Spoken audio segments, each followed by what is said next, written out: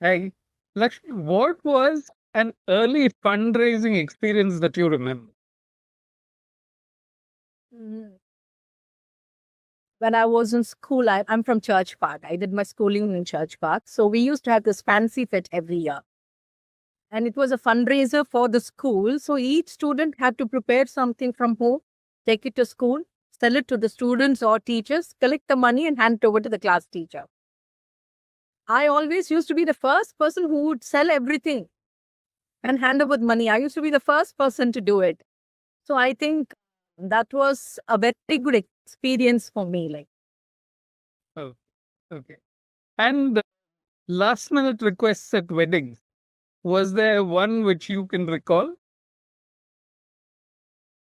yes, I did a wedding for twins, 2 day gap in between two weddings. So one of the twins, the day before the wedding, an hour or so before, she just gave me a call and asked me she wanted to throw a bachelorette for her cousin, for her sister, for the twin sister, and she wanted me to arrange everything within an hour. So that was a challenge, but we pulled it off. She wanted a sash, she wanted cake, then she wanted some decor to be done.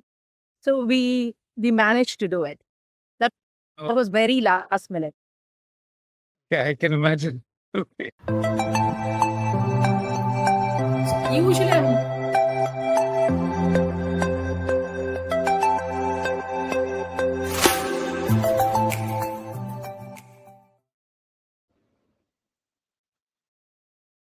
How does one get into wedding planning and management as a career? Some opt to join the companies that have already been established, while others discover their talent on their own. Lakshmi studied at Church Park and then graduated in law at Madras Law College.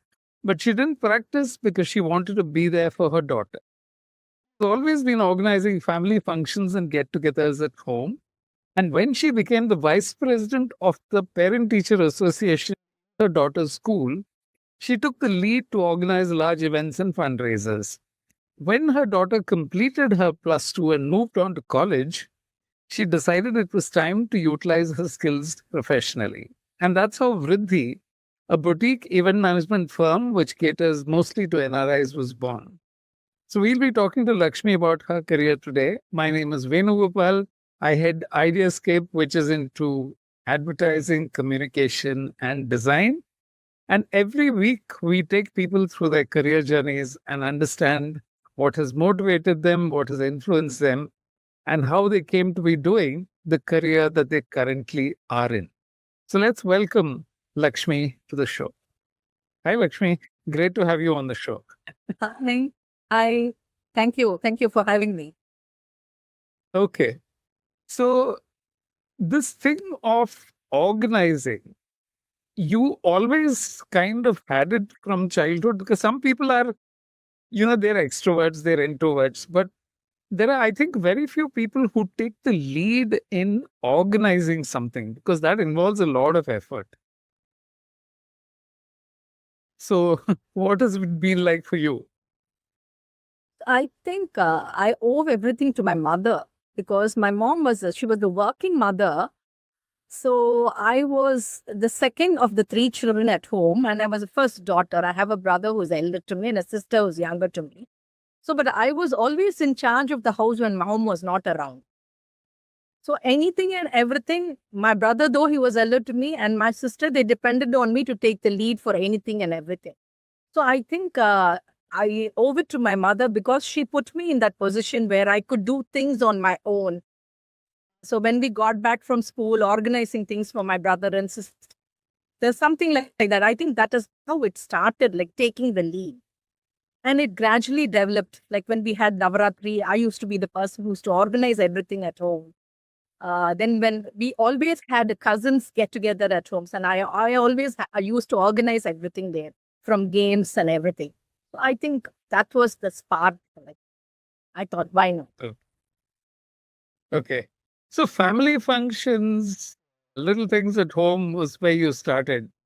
And you did this because you were genuinely interested or you felt you had to take the lead.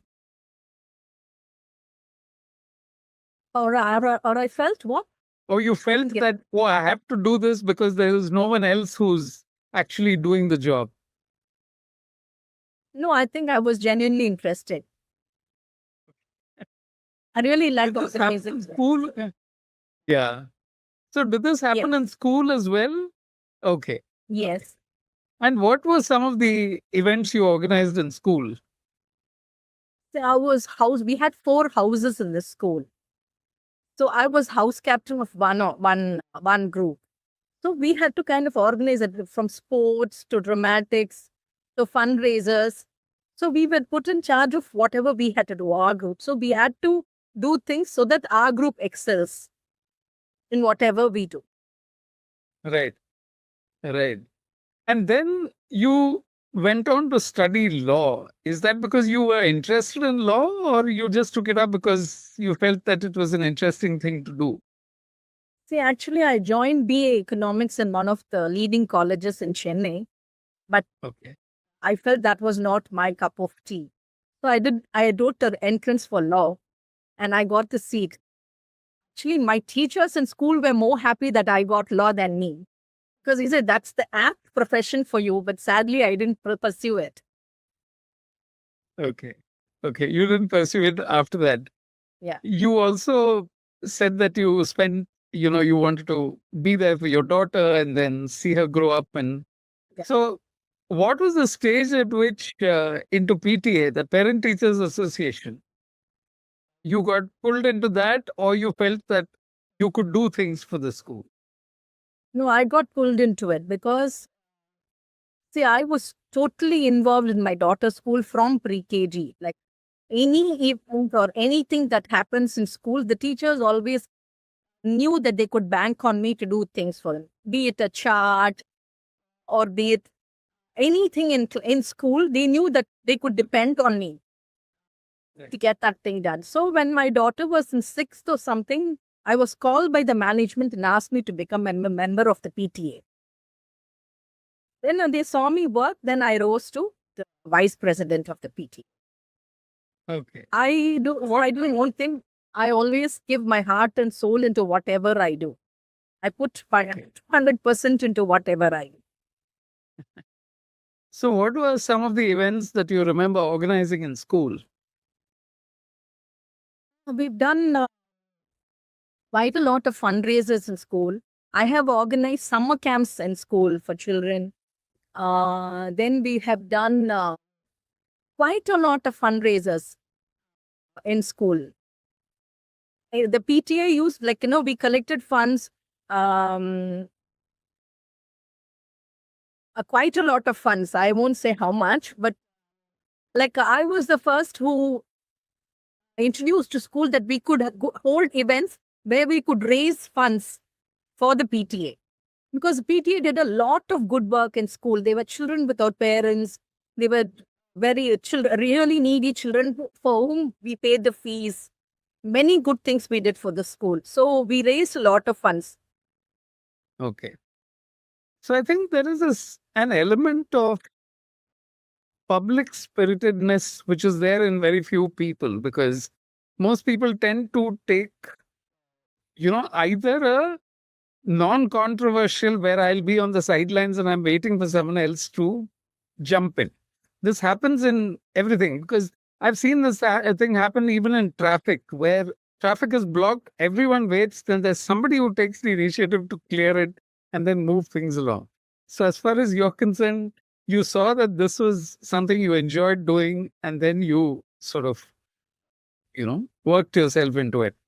So, was there a certain point at which you felt that you could do this professionally? Was there some moment, or it was a gradual realization? Not till my daughter finished school. I see it. There was a selfish motive in me getting involved in school activities because I wanted to be with my daughter. In fact, my father used to jokingly say, "You go to school more than your daughter. You're always there in her school."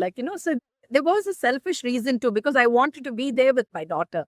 Not that I was there in her class or anything. I was in the same campus. Every day I used to go to school, do some activity or the other, help the teachers out. Teachers' Day, we used to give the teachers a break and we used to conduct classes. So we used to go. Lovely idea. Yeah. So you managed to get parents to come in for that day alone? Yes. Okay. Okay. It's a complete twist on Teachers' Day because they normally get gifts, but this is the time when they get a day off. So would they come to school or would you tell them? They'll come to school and they'll relax in the staff room. We used to go and conduct the classes. Lovely idea, Lakshmi. So then, when your daughter got into college, is when you started thinking of doing events professionally? Yes. Okay. So how did that come about? What happened? I had a lot of time on my hands. She, till she was in 10th, I used to sit with her for all her subjects. When she came to +1 and +2, maths and science was too much for me to handle. So she started studying on her own. Then when she came to college, they really didn't need me. She could handle things on her own and I had a lot of time on my hands. Appa, I was thinking, what do I do? Then I said, why not? Why don't I do something like this? How did you go about doing or finding clients? You had a network of friends and associates? Yes. See, I am on the social media platform, but I'm not very active on it. I bank on my friends or my clients for whom I've done events. It's all referral for me. They refer clients. I don't advertise. I have a very big, I have a big group of friends all over the world. Church Park students, all classmates all over the world. And I have been a very outgoing person, who has always been very friendly and I like to talk to people. I'm a people's person, I like to meet people. So I have a lot of friends and cousins who refer clients to me. I don't advertise. Okay. Okay. So which was the first professionally done event where you worked? I did an event in Trichy, a wedding in Trichy. The boy was a Filipino and the girl was a South Indian. Okay. So that was the first culture fusion event which we did. It was a very big hit. And it was a big experience because all this while I have been working from Chennai. I've been doing things in Chennai. It was the first time when I had to travel to Trichy for quite a number of times to organize everything. That was a very good experience. So that was the first event and my client was very, very happy. So give me a sense of how you handled it. You went to Trichy. How would you go about planning something like this? I'm asking you now to break it down because it takes, where would you start? Would you start with sitting with the parents and then trying to understand what is it that they wanted and then sourcing whatever they required? What were the steps? that's the first thing. First, the client gets in touch with me. That would be the first call. I take down the date and see if I'm free. I usually do only 3 to 4 weddings a year. I don't want to do many weddings. As you said, mine is a boutique firm. Because for each wedding, a minimum of 3 months I want to give planning the event because I micromanage everything. So as I said, mine is a boutique event management company. I don't do more than 3 or 4 events a year. Ideally, 3 is a good number. I think I won't even go to 4 because I micromanage everything. I tell my clients, I pick them up from the airport and I drop them back. So Wow. everything in between that is taken care of by me. So I need minimum of 3 to 4 months per event to plan everything. I tell my clients, you just dress up and come on stage. Everything will be there for you. Everything will be there. So it's not possible to do many events when I do this much of that. Right. So how do you then, after taking a brief from the client, let's say we'll go over the first one because then that'll give people an idea of what do you do. Let's say you get a brief. They tell you that Trichy, we have booked this particular place and, the boy is a Filipino and the girl is a South Indian. So what are the kind of questions you ask them? No, this particular client, she just gave me the date and she told me this is the venue that I would like to have for the wedding. So I had to go there, talk to those people, I mean, negotiate the rates with them and fix up the venue for them. So that is the first step. First, the client gets in touch with me. Usually it's the parents, the mother or the father who talks to me. Then, but I insist that I talk to the bride, and if it's the bride who is contacting me, bride's parents who is contacting me, I definitely would want to talk to the bride because I want to get input from her. So, first is the venue. Many clients, mostly they have this venue in mind. They say, I want my daughter to get married here. So either they book the venue and then come to me, or they ask me to go and fix it for them. So it's either way. So first is the venue. Then we take care of the caterers. I have 3 or 4 people whom I work with regularly, whom I'm very comfortable. And my clients have given me very good reviews about them. So what I do, I give the numbers to my client. I don't get involved in that. I tell them these are 3 or 4 caterers whom I've worked with, whom I'm very comfortable with. But you can choose. You can choose either from the ones whom I suggest, or you can have your own caterer. But mostly they'll come to the caterer whom I suggest. So I give them the numbers, the client talks to them, and they say, okay, above A, B, C, I'm comfortable with C. Can you take this forward, Lakshmi? So that is when I get to that. Then we fix the caterer. Then we go to photography. Likewise, I have a list whom I share. I say it's not compulsory that you have to choose from the list that I've given. You can go ahead with whomever you're comfortable. Mostly they will come to, because I will suggest, one who's very expensive, one who's okay, moderate, one who's on the economical side. Look, I give a list like that. So, and I also tell my clients, it would be easier if you choose from the person. I'm not compelling you or anything, but it would be easier if you choose from the person whom I suggest, because I have to manage the whole thing. And if this person, one particular, say for an example, for the photographer is from the client's, the client chooses their own photographer, and I have to interact with them and get the work done, it becomes difficult for me. Usually they will, see, we are all humans, we all have our egos. So the photographer might not want to listen to what I say. So I always Style work. Exactly. So I'll always say it would be nice if you could choose from the one whom I suggest, but I'm not forcing you to do anything. But usually the clients will choose from whom I say. So photographer, then the makeup, then the mehendi, everything is fixed. I want to talk to the bride, get her input, and we start decor planning. Okay. Okay. And is there a sequential way of doing this? Because you say that, yes, the venue comes in, then comes the photographer. Fix all the people who are going to be important to manage that show on that particular day. And this is amazing, Lakshmi, that you say that from the airport, as soon as you come in to the time you're dropped off, you're managing the whole show. That calls for taking a lot of responsibility, because it means coordinating so many things. It looks simple, but it involves a lot of coordination behind the scenes. So you've got everyone from transport companies to flower arrangement people, Yes. photographers. So you've built this network or ecosystem over time. Yeah. See, actually, I do have an Excel where I put in everything every day. But I don't believe, I believe in the old system of writing everything down.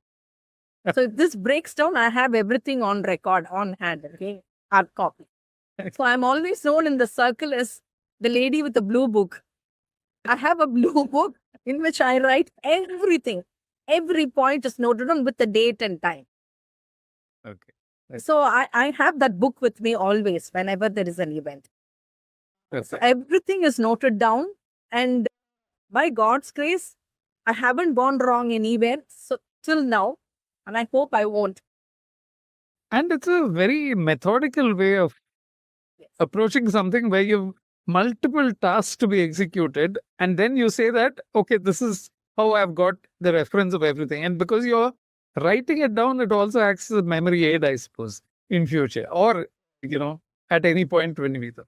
So I'll just make the announcements and come back, Lakshmi. Yeah. I'm talking to Lakshmi, who's runs her own boutique wedding planning, and she spoke of how being at the middle of three children. Her mother was probably the one who influenced the way in which she managed and organized things at home. Then, of course, once her daughter was born, she spent a lot of time with the daughter and took up activities in school. And what I found particularly interesting was the fact that she celebrated teachers not by giving them gifts, but to simply take over the class during the day, and the parents would do the job of the teachers on Teachers' Day, which I think is a wonderful idea. And then she spoke of how when her daughter finished college and then moved out, that she began to look at, she had time on her hands, and then she decided that this is what she would specialize in. She already had a network of friends and associates from across the world. She is a very outgoing person from what she spoke about, and that resulted in the first wedding being that of a Filipino groom and a South Indian bride. And I asked her at this point as to how she went about organizing the whole thing and what are the various steps that she took and how she manages things. And she said that right from the time people arrive for the wedding to the time they leave to the airport, she manages everything in between, which is a phenomenal amount of responsibility. But I guess that's where her strength and her skill lies. In the next segment, we will talk of what does it mean to take care of several things that happen in between. Because it's not as if people just arrive for a wedding and then, things magically happen. There is someone like Lakshmi who is managing this whole thing behind the scenes. And that is where we will talk of this as a career. Okay.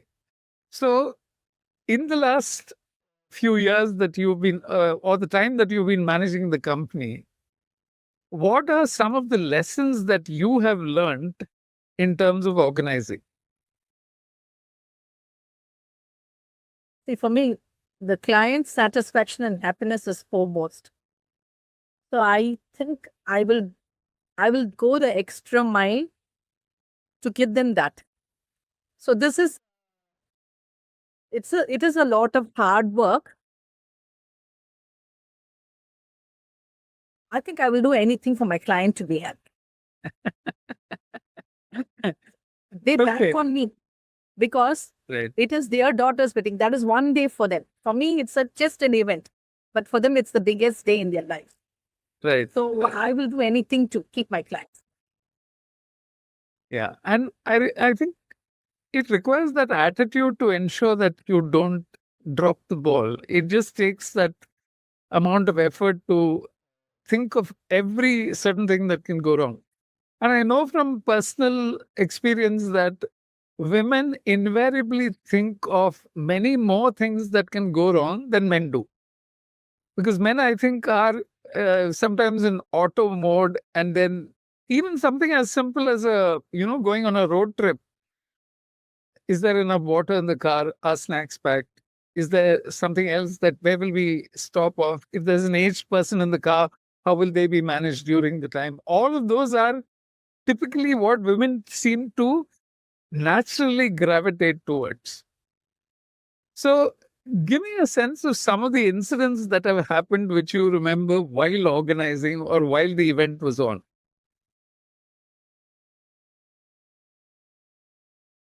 So many things. Actually, there's one thing which I wanted to tell you. Wedding was happening. The couple are on stage. Everybody are on stage. The Mangalya Dharanam is over. And they have to put the meti, the toe ring. No, the Mangalya Dharam is going to take place. It's about another 15 minutes or so. When the mother realizes she forgot to buy the toe ring. Wow. She forgot to buy it. She called me. Luckily, I knew a shopkeeper, close by to the venue. I immediately called him and I told him, "Yenna size lerko, you bring all the toe rings to me." He was like God to me that day. He reached the venue within 15 minutes with different sizes of toe rings. And the event happened, without any hitch. So these were things like, it is a lot of pressure on me, but that is the satisfaction. When my client is happy, that's the high I get, when they are very happy. Yeah. So one of the incidents I can never forget. Yeah. I'll never forget this. No, this is exactly what you meant, that at a point when it was an emergency, you Yeah. gave her a choice. It's not as if you came up with one ring and then you said, okay, this you have to go. You said, okay, here are five, six, whatever, the sizes, and then you work from there. Okay. And in terms of managing guests and a rush, because I always feel this happens at weddings when, let's say, half an hour before the wedding starts, so when the guests are expected to arrive, things are very quiet. Then all of a sudden, there's a ramping up. All the guests arrive, everybody is there together at the same time, everyone wants to be on stage.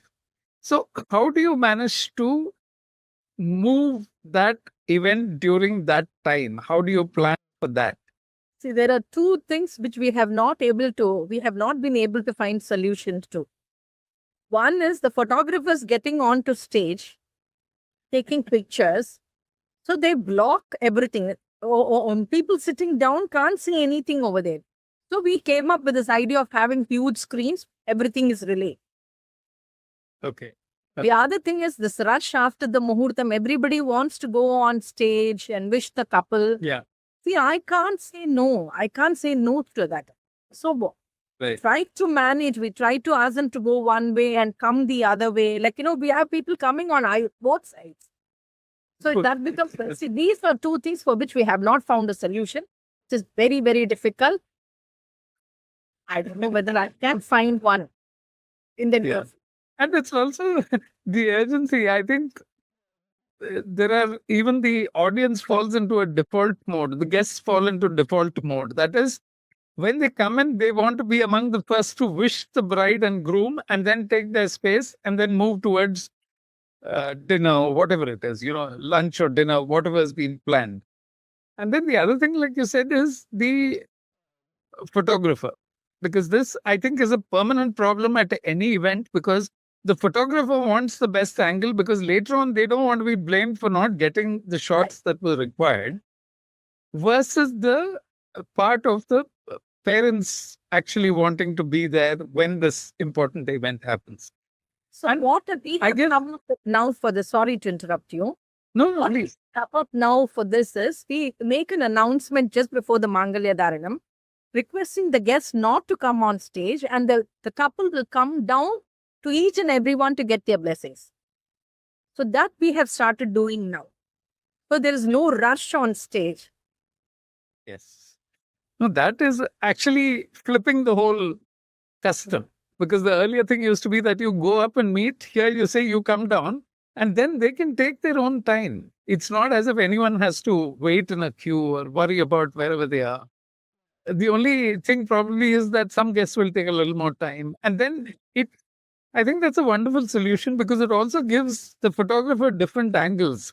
Otherwise, you see these people who are just frozen in one pose on stage, and you go through 20 pictures in an album and it's all the same. It doesn't look any different. When the couple come down to get blessings, there are a lot of more candid shots. Opportunities for the photographer to get very good candid pictures. Right. Then Maybe that will become stage like that in a line and taking pictures. okay. But okay, in terms of, people sometimes feel seniority. You have to get the older people up in front. This again solves that problem, because if the bride and groom come and meet them, they don't have to get up from wherever they are. Yeah. But what are among the difficult things to handle at a wedding? What are the areas where you typically find problems?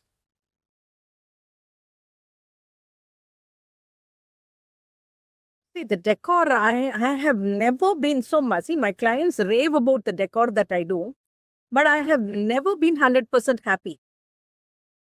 I don't know why. I always feel this should have come better. This should have come better.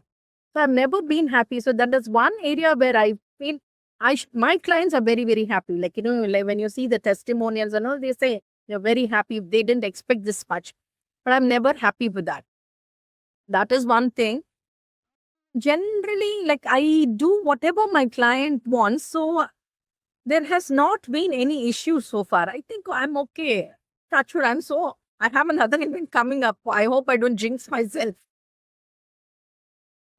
I understand what exactly where you're coming from, because in India, weddings are, there are so many undercurrents during a wedding because it's two families coming together. It's not like abroad where, let's say, it's just the boy and girl and family play. There was one thing which I wanted to share with you. I had done a wedding last year. It was a love marriage. The boy's parents did not accept the wedding. It was a culture fusion wedding, but then they had to come for their son's sake. And the boy's father did not speak with anybody there. He was aloof throughout the wedding. But after the wedding got over, it was a 2-day event. After the wedding got over, the boy's father came to me and he told me the decor was amazing. I had used mulle. I know what I think in what Yeah. not jasmine. Jasmine is malli. This is mulle. Mulle is different. Okay, I had used mulle for the decor, and once you entered the hall, the fragrance was all over. So the father came to me and told me the decor was amazing. They are so happy with the way the wedding was done. So the bride's mother came to me and asked me, Lakshmi, what did he say? I said, he's very happy with the way the wedding was done. She just started crying. She said, I'm so happy he told that to you because he didn't speak to anybody there in the wedding. So this was a kind of a ice breaking for them, Then after that, he became very cool and he started mingling with others. So that gave me a lot of satisfaction. So that is like, that is how, like, as I told you, I don't advertise. So clients refer, like, their family members or friends. They're happy with the work that we do and they refer. So these are a lot of, there's a lot of satisfaction in doing events. There's this cliche which says people never forget how you made them feel. So, and you're in that business. You're in the business of ensuring that at a climactic level in their lives, they have some of the happiest memories of the wedding, which I think is, it stays for a lifetime because people said, "Did you remember what this person said? Do you remember?" But I guess this person you just spoke about, when he came and told you, he may not have wanted to say that directly, but he knew that when he spoke to you, it would get through to the other people. Maybe. You're right. Maybe. So, I'm happy I was an instrument. okay. See, wedding, so it's families coming together. We want everybody to be happy. So many things. So I'm happy. He chose me to do that, to break the ice. Wonderful. What about venues? Which venues have you found are better suited, or it really doesn't matter as far as you're concerned? Once you see the dimensions of the venue and everything else, you form your own plan. And I'm okay with any venue my clients suggest, but I do give them a lot of suggestions because here in Chennai from August, it starts raining. yeah, Okay, so when they choose an outdoor venue, it becomes very difficult for us. Give you an example. I did a wedding in a beach resort on last August. I had told the bride forecast. We saw the forecast. Heavy rain was predicted. So I told them, was forecast. So I told them, see, during the Muhurtam time, it's going to rain. So let's have your Sangeet and everything outdoor. Muhurtam alone, we'll have it in the banquet hall. But the girl said, no, Lakshmi, we came all the way from UK to have a beach wedding to Chennai. So the girl was a Telugu and the boy was a Gujarati. So it was a fusion wedding. So we came all the way from UK to have a beach wedding. So we definitely want a beach wedding. So the first day afternoon events were over. Evening was the Sangeet. I completed the decor and I sat down at 5 o'clock. The minute I sat down, it started pouring. It was a beachfront. It started pouring. And from the beach to the banquet hall, at least half a kilometer. So we had to move everything from there to the banquet hall. And the Sangeet started. Around 7:30, the rain stopped. The bride's father comes to me and tells me, Lakshmi, can we go back to the lawn? I said, you saw how difficult it was for us to move everything here. no, my daughter would like. So I said, okay, fine, I will do it. So we moved everything back to the norm. So they continued after 7:30 there. Then night I told her, let's please, I'm requesting you. I will have a stage ready in the banquet hall. A simple stage ready in the banquet hall. Consider having the wedding in the banquet hall because it definitely is going to rain. But the girl she caught hold of my hand. Auntie, please, I want to have the wedding in the beach. I said, fine. So I had one stage ready in the banquet hall as a plan B. And whole night we did the decor in the beach. It was rainy. It was pouring. We were all in the rain and we did the decor.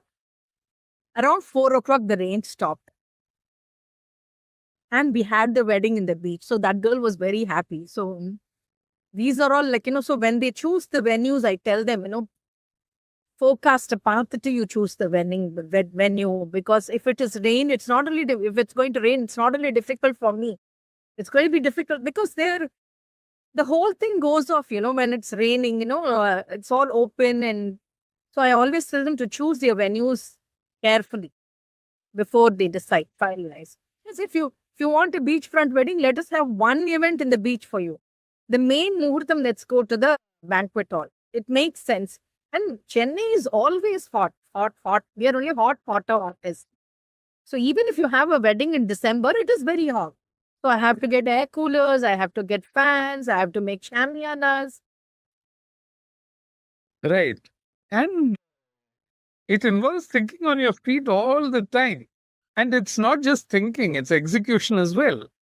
Because what you just described is, it was almost futile to move it indoors and then move it outdoors again and then do this decor. But tell me, how does one continue to work of putting up the decor in pouring rain? How do you? We did that. It must be really hard for everyone there. We did that whole night. Was it flowers? What is decor? What kind of decor was this? We had a very traditional South Indian decor for that. And I don't use plastic. I use only real flowers. I don't use artificial flowers or anything. I don't use plastic in my decor. I try to go eco-friendly, anything and everything I do. So it was all natural flowers. I have one team with me always. My florist, there'll be about 12 to 15 people with me during the event. They will go in batches to have their lunch or dinner. And I want them to be with me. Like I will always say, I should see everybody, and I will also be there. I will not depute somebody and I will not go and rest or anything. So weddings are sleepless nights for us. If it's a 2-3 day event, we don't sleep. Like come back home after everything, handing over everything, and then we sleep. Wow. So you're saying that you actually, during the wedding, you might go on for about 48 to 72 hours at a time? Yeah. That's this wedding which I told you about. 2 days. One twin wedding was for 2 days. Then there was a break of 2 days. The other twins' wedding was there. But we started all the celebrations. So we had a mehndi, we had a sangeet, then the wedding. So about 9 days we went sleepless, all of us, the whole team. My goodness. And we can't take a nap in the afternoon or anything because I promise my client, wherever you turn, I'll be there. If they're on stage, they can see me, so I can't even take a break. I'm not cribbing or anything. I enjoy it. Yeah. In a sense, you're like the mythical Aladdin's genie. You rub a lamp and whatever they want appears. So you manage to bring it to life what they only have in conception, which is an amazing achievement, actually. So let me come back with So Lakshmi just told me about how she goes about planning the wedding, what are the things that are involved in execution, what are the various things that she has to think about from the point of being briefed to the actual execution of what happens at the venue. What I found very surprising was that she says that during the actual wedding, she doesn't get sleep at all, and which shows the amount of dedication that she puts into the effort. And it's also a lesson for all the wedding planners who who think that this particular thing might be only about 2 or 3 times a year or 4 times, depending on what is the frequency of weddings. But when it builds up to the time when you are required to be there for your customers all the time, it means putting everything else aside. The incident of getting the touring within 15 minutes and moving the entire arrangements indoors for a beach wedding, or even having to do the wedding for twins at a trot, over 8, 9 days, are, I think, also an exhibition of how much of effort is involved in pulling off something that looks gorgeous, that looks wonderful, and leaves memories for a lifetime. So, if you've liked what you've listened to so far, please share, subscribe, and let more people know. Because the objective of this show is to get people to understand what careers are really about. You might have thoughts about what you think is the ideal career, but we talk to a different person every week. And the idea is to understand what is involved in doing that job, or the passion and the professionalism that you need to bring. In the final segment, I'll be speaking to Lakshmi about where she sees this going, what are the things that she, things are on the anvil for the future, and what gives her the most satisfaction apart from the compliments that the guests who are happy shower her with. So, how have you seen weddings change, Lakshmi, over the time that you've been organizing them? I think I see a lot of involvement from the bride and groom in each and everything. A lot of inputs. Initially, it used to be just parents will decide everything and it was done, but it's not like that anymore. In fact, the parents they just, they just pay us. The payments are made by the parents, but all decisions are Okay, yes. Yeah. from the venue, from the decor, everything. There's a lot of involvement from them. But that actually, in fact, it makes my life easier because I have clarity. I know what the bride wants. I know what the groom wants. So I can execute whatever they want. So that makes my work easier. So that is a big change. That's a big shift I'm seeing now. And weddings have become bigger. Have become really bigger now. Right. And in terms of scale and imagination as well, I think they have really ramped up what used to be there earlier. There used to be times when a wedding was just a simple affair of just exchanging rings, garland, handing over the sari, and then the whole thing. But it's a massive industry today. And I guess it's also a statement of who the people are, because they want to sort of show that this is how they're carrying things off. I just want to come back to that the first wedding, the Filipino wedding. Was there a request that there were any Filipino, items in the menu, in the cuisine? Yeah, we had the wedding in a 5-star hotel. So food, the cuisine was not an issue. So they had vegetarian and non-vegetarian dishes. And I sat with the client and I asked them what all they wanted in the menu. And then I had to make a trip there to sit with the chef and get everything done.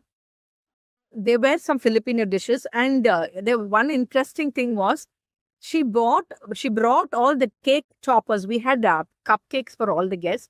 All the cake toppers were imported from Philippines. Who would have thought that they make such beautiful cake toppings? You can't find those in India. In fact, she says that's a small scale industry there, in Philippines. Cake toppers alone. So beautiful they were. What kind of cake toppers, in the sense, some decoration on top of the cake? For each cupcake, we had a decoration on top. All those were imported, were from Philippines.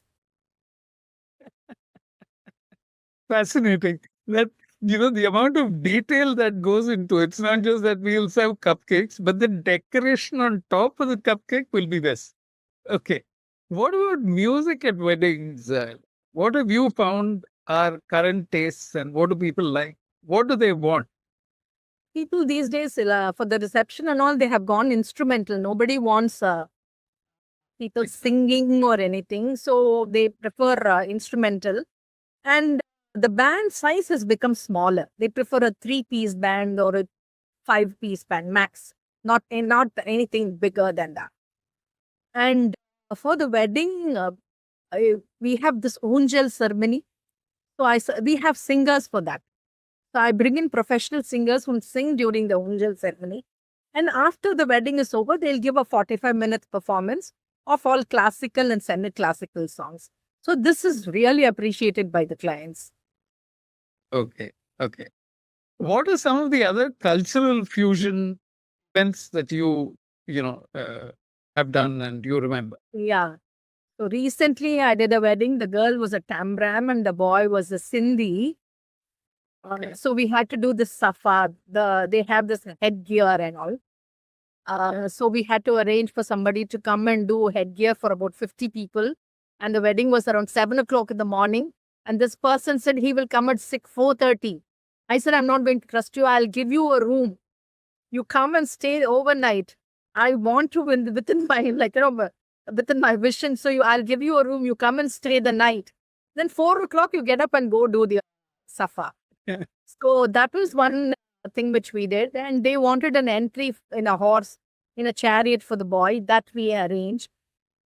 And there was they had their own ceremonies, the day before the wedding. So all those things we had to arrange. We had to arrange for a Sindhi Pandit ji. And we had to get all those things done for their puja, which was done. Then after the wedding also, they had their ceremony, they have a cloth kind of thing where the boy and the girl stand opposite. That's when the bride sees the boy for the first time on the day of the wedding. So these were all new things which we learned. There's so many things which I learn, when I do fusion weddings like this. Yeah, because one is not aware of if you're not moving in those circles or, people from a cross-cultural background. And maybe that's the other part which, from whatever you told me, I'm getting that cross-cultural matches are getting more, common. It's unlike where it used to be that both the groom and the bride were from similar backgrounds and they all came. So in terms of the guests also, there's a big mix of what happens. So in a case like this, what happens to the food? Is it that both sides have their own dishes? Yeah. Okay. Okay.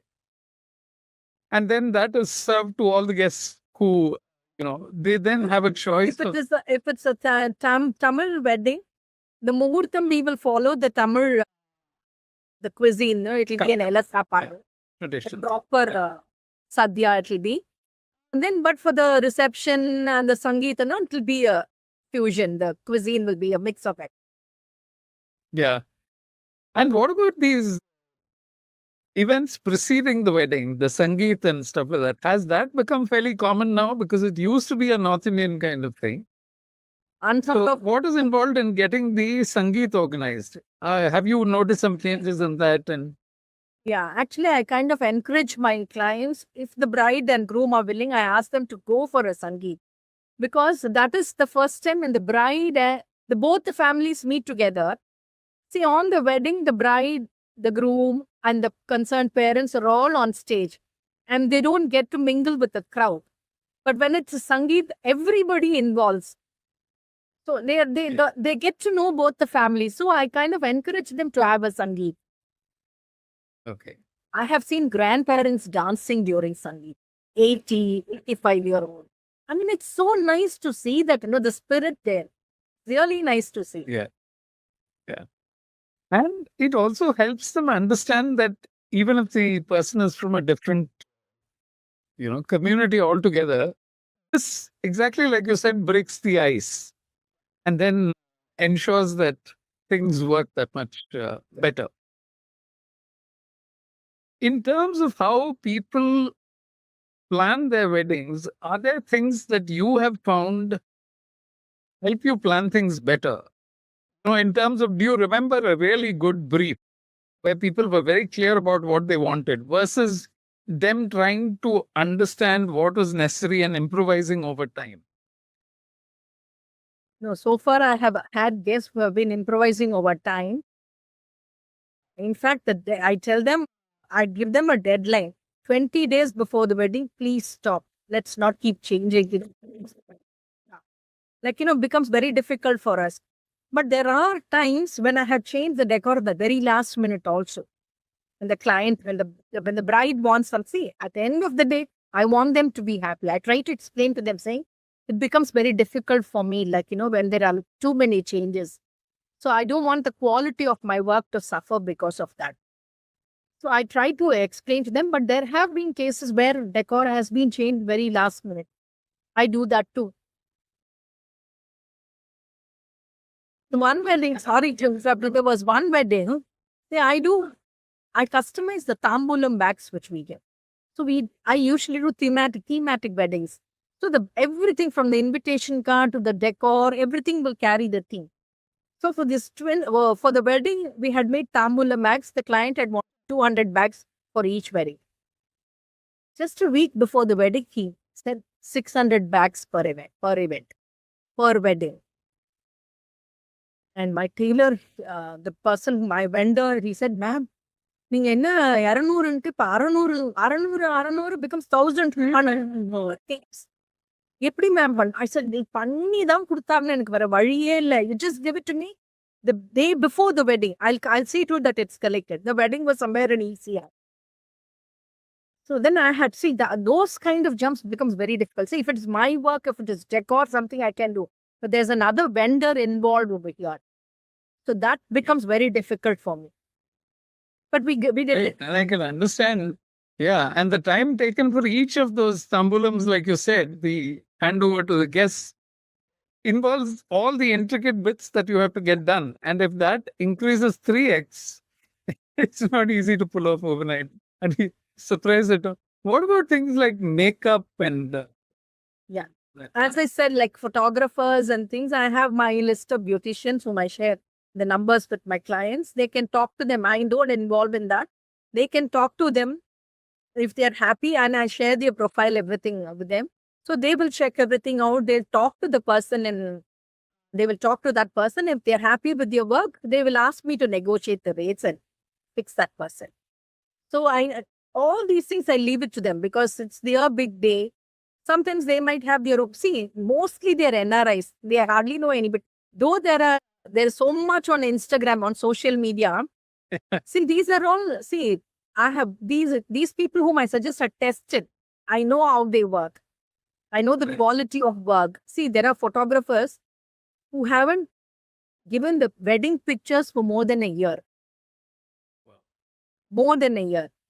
So if the photographer is somebody suggested by me, I will go sit with them. In fact, I would tell, I go sit on their head and see to it that they deliver it on time. So this is why I kind of request my clients to go with whomever I suggest, because the work becomes easier for me. Right. From whatever you've told me so far, Lakshmi, this wedding management is not a team sport. There needs to be somebody at the core of it, a person like you, who is holding everything together. That is, this can't be 5 people who come and collaborate for something and then say, okay, I will manage the decor, somebody else manages this, third person manages this. The way you describe things to me, you either require perfect coordination between a team, or it requires someone like you who's a solo, entrepreneur who manages all these things together. What is your take? Yeah. I have a lot of vendors with me. I have electricians. I have a couple of DJs whom I work with. So there are a lot of teams. I have my beauticians. I have the mehndi artist. Then I have my florist. There's one florist only with him I work because he understands my taste and he delivers. So I have my florist. I have my electrician. There are various teams involved, and they know my style of working also. And if the wedding is at 6 o'clock, I will hand over the place by 4. So it is a lot of hard work. There are sleepless nights. And I'll just have to, now since my daughter is married, it's become easier for me. but I'll have to leave the house for 2-3 days. I'm not here at all. I'm there at the venue. I tell my clients, I'll be the first person to enter the venue and I'll be the last to leave. And I've maintained that I'll just have to leave my house like that and just go there, stay with them till everything is over, till they leave the venue. It is a lot of hard work. Right. So, Lakshmi, what is it like organizing your own daughter's wedding? Because you're both participant and organizer. You have a mother's. That has been the biggest challenge so far for me, because my daughter had very set ideas about what she wants. In fact, she just wanted to have she said, I don't want anything very fancy.